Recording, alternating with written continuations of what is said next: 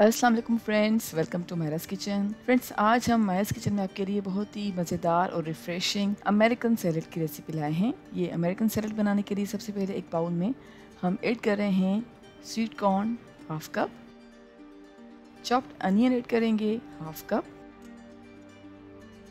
Chopped tomatoes हैं half cup,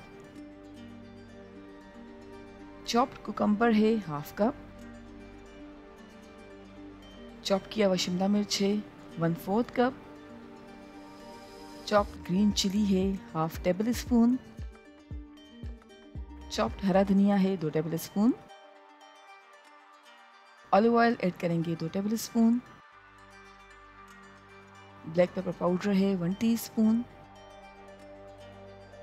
salt है 1/4 teaspoon, नींबू का रस है हाफ टेबल स्पून। और अब इन सारी चीज़ों को अच्छी तरह से मिक्स करेंगे।